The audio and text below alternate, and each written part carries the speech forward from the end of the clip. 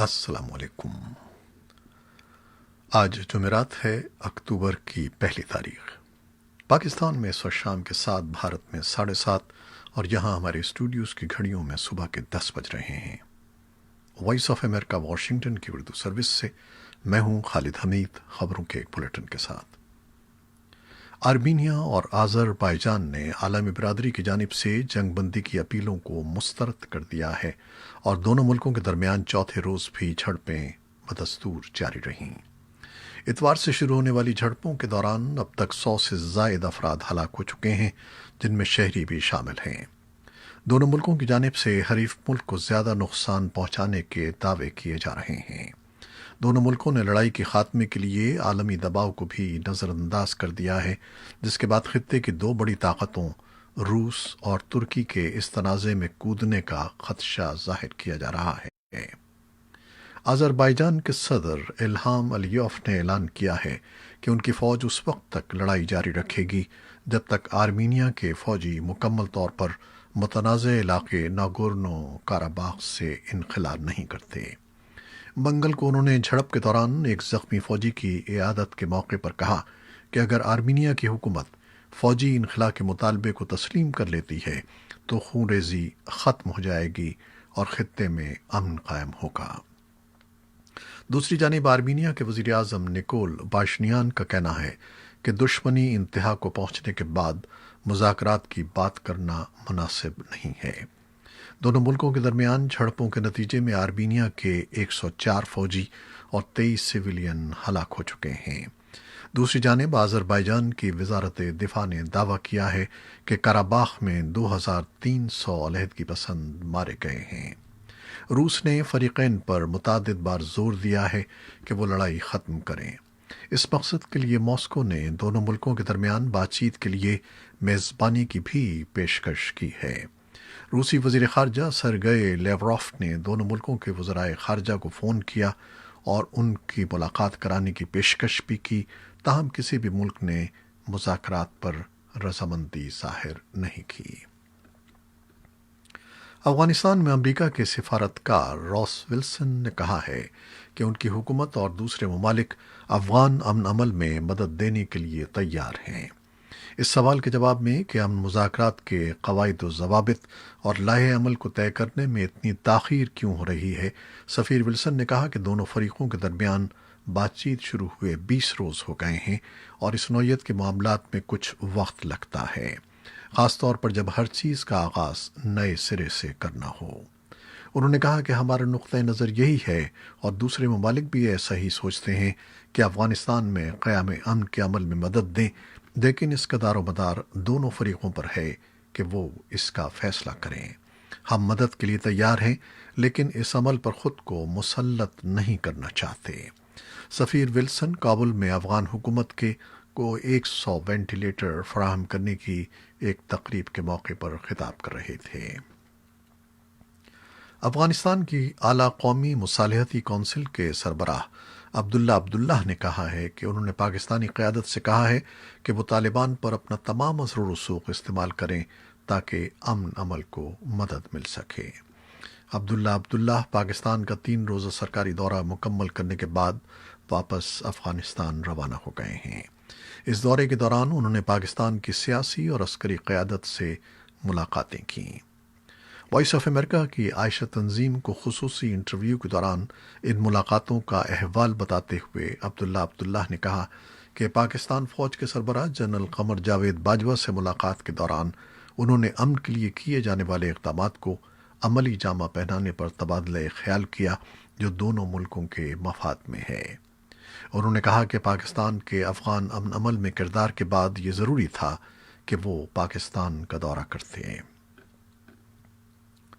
افغانستان کے ہلمند صوبے کے ضلع نہر سراج میں ایک کار بم دھماکے میں 9 افراد ہلاک ہو گئے ہیں، جن میں 4 شہری بھی شامل ہیں۔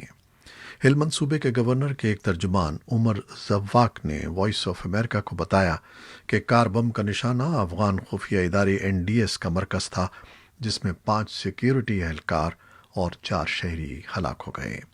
یہ اہلکار مرکز کے نزدیک ایک کار میں سفر کر رہے تھے۔ انہوں نے بتایا کہ 2 خواتین اور 2 مرد بھی ہلاک ہونے والوں میں شامل ہیں، جبکہ ایک بچہ زخمی ہوا ہے۔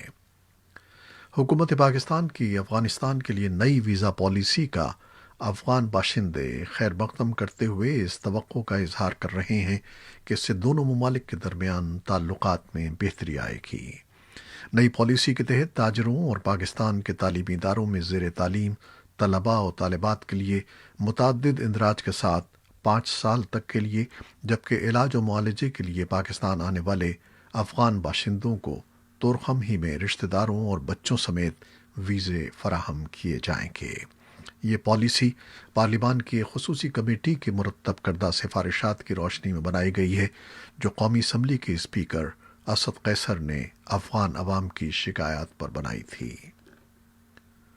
پیرس حملے کے مرکزی ملزم ظہیر حسن محمود کے والدین نے وزیر اعظم عمران خان سے اپیل کی ہے کہ حکومت ان کے بیٹے کو جلد از جلد واپس پاکستان لانے میں مدد کرے۔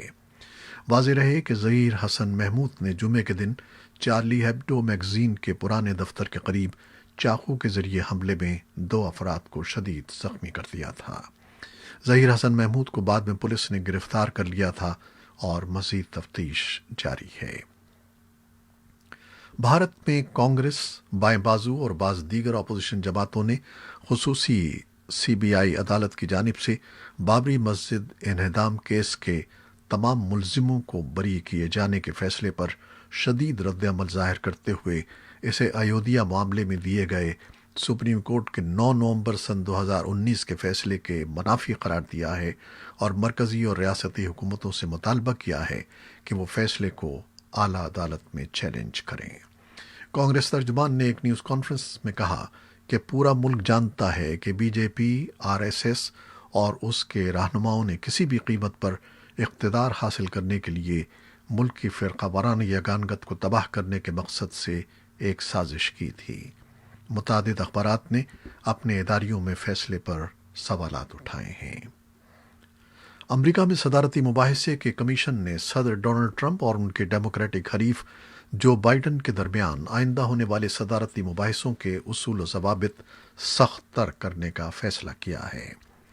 منگل کے روز دونوں صدارتی امیدواروں کے درمیان ہونے والے پہلے صدارتی مباحثے کو امریکی تاریخ کا سب سے خراب مباحثہ قرار دیا جا رہا ہے، جس کے دوران دونوں امیدواروں نے ایک دوسرے کو بار بار ٹوکا یا پھر وہ ایک ساتھ بات کرتے رہے۔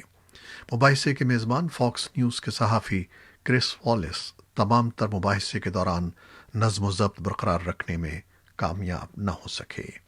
صدارتی مباحثے کے خود مختار کمیشن کا کہنا ہے کہ مباحثے کو نظم و ضبط کے اندر رکھنے کے لیے اس کے طریقہ کار میں تبدیلیاں کرنا ضروری ہوگی۔ منگل کے روز ہونے والا پہلا صدارتی مباحثہ اوہایو ریاست کے شہر کلیولینڈ میں منعقد ہوا تھا۔ پروگرام کے مطابق دوسرا مباحثہ 15 اکتوبر اور تیسرا اور آخری مباحثہ 22 اکتوبر کو ہوگا۔ امریکہ کے ایک فیڈرل جج نے امیگریشن کی مختلف درخواستوں کے ساتھ جمع کروائی جانے والی فیسوں میں اضافے کے اقدام کو نافذ العمل ہونے سے روک دیا ہے۔ ان چارجز میں تقریباً 20% تک اضافہ جمعے کے روز سے لاگو کرنے کا فیصلہ کیا گیا تھا۔ ان اضافی فیسوں میں امریکہ میں پناہ لینے کے درخواست گزاروں کے لیے $50 کے چارجز بھی شامل تھے۔ اگر اس پر عمل ہوتا تو امریکی تاریخ میں ایسا پہلی بار ہوتا کہ پناہ گزینوں کو درخواست کے ساتھ فیس ادا کرنی پڑتی۔ امریکہ میں شہریت حاصل کرنے کی درخواست کے ساتھ ادا کی جانے والی فیس کو $640 سے بڑھا کر $1170 کیا جا رہا تھا۔ امریکہ کے شہریت اور امیگریشن کے ادارے نے اس سال بتایا تھا کہ کورونا بحران کے پیش نظر اس کی آمدنی بہت کم رہی۔ دوسرے وفاقی اداروں کے مقابلے میں اس ادارے کی زیادہ تر فنڈنگ کا انحصار امیگریشن فیسوں پر ہوتا ہے، لیکن وفاقی جج جیفری وائٹ نے کیس کو نمٹاتے ہوئے کئی عوامل کا حوالہ دیتے ہوئے کہا کہ فیسیں بڑھانے کے لیے ٹرمپ انتظامیہ نے نئے قواعد و ضوابط بنانے میں طریقہ کار پر مناسب انداز میں عمل نہیں کیا۔ انہوں نے کہا کہ فیس بڑھاتے وقت کم آمدنی والے طبقے پر اس کے ممکنہ اثرات کا گہرائی سے جائزہ نہیں لیا گیا۔ दरिया असना दुनिया की दो बड़ी हवाई कंपनियों अमेरिका की अमेरिकन एयरलाइन और यूनाइटेड एयरलाइंस ने हुकूमत की तरफ से हंगामी नौयत की मजीद इमदाद फराहम न करने के बाइस 32,000 मुलाजमीन को फारिग करने का ऐलान कर दिया है। अमरीकी हवाई कंपनियों को कोरोना वायरस के इब्तदाई मरहले में तनख्वाहों की मद में मार्च के महीने के दौरान 25 अरब डॉलर की इमदाद फराहम की गई थी, जब अंदरून मुल्क और बैरून मुल्क परवाजें मुकम्मल तौर पर बंद थीं। उधर अमरीका के मशहूर थीम पार्क डिज्नी वर्ल्ड ने अपनी फ्लोरिडा और कैलिफोर्निया की तफरीगाहों में 28,000 मुलाजमीन को फारिग करने का ऐलान किया है। पाकिस्तान में गुज़श्ता 24 घंटों में कोरोना वायरस के 747 नए मरीज सामने आए हैं, जबकि इसी दौरान आलमी वबा से 5 अमवात भी हुई हैं। भारत में कोरोना वायरस के केसेस की तादाद 62 लाख से जायद हो गई है, जबकि अमवात 97,000 से ज़्यादा हैं। अमरीका में कोरोना केसेस की तादाद 71,91,000 से तजावुज़ कर गई है।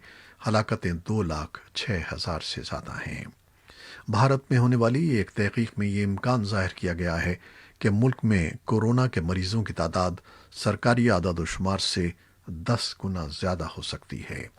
ब्राज़ील में 47 लाख से ज़ायद अफराद में कोरोना वायरस की तस्दीक हो चुकी है, जबकि हलाकतों की तादाद 1,42,000 से ज़्यादा है। स्पेन में कोरोना वायरस के फैलाव की नई लहर उठने के बाद हुकूमत ने मैड्रिड में महदूद लॉकडाउन नाफिज करने के अहकामात जारी कर दिए हैं। यूरोप को इन दिनों आलमी वबा के इन्फेक्शन में बतदरीज इजाफे का सामना है। स्पेन में सबसे ज़्यादा इन्फेक्शन फैल रहा है, जहां हर 1 लाख में से 300 अफराद इसका शिकार हो रहे हैं। ताहम मैड्रिड के इलाके में ये शरह दुगनी है, जहां हर 1 लाख अफराद में से 780 अफराद इस इन्फेक्शन की जद में आ रहे हैं। इसराइल में पार्लिमान ने एक नया कानून मंजूर किया है, जिसके तहत कोरोना वायरस की वजह से हंगामी हालात में मुजाहरों पर पाबंदी आयद कर दी गई है। पार्लियामेंट ने बुध को कानून मंजूर करते हुए मुजाहरों पर पाबंदी आयद कर दी है। ये कानून 38 के मुकाबले में 46 वोटों से मंजूर किया गया। ये कानून पार्लियामेंट की जानिब से मुल्क भर में वायरस की दूसरी लहर को रोकने के सिलसिले में किए गए इक़दामात का हिस्सा बताया जा रहा है। कानून के मुसवदे पर बहस के दौरान पार्लियामेंट की कार्रवाई मुलतवी भी करना पड़ी, क्योंकि हुकूमत कानून की मंजूरी के लिए मतलूबा वोट पूरी करने में मुश्किलात का शिकार थी। इस दौरान मंगल को ऐवान के बाहर मुजाहरे भी जारी रहे। नाक़दीन का कहना है कि ये इक़दाम वज़ीर आज़म बेंयामिन नेतन्याहू के खिलाफ मुजाहरों को रोकने की एक कोशिश है।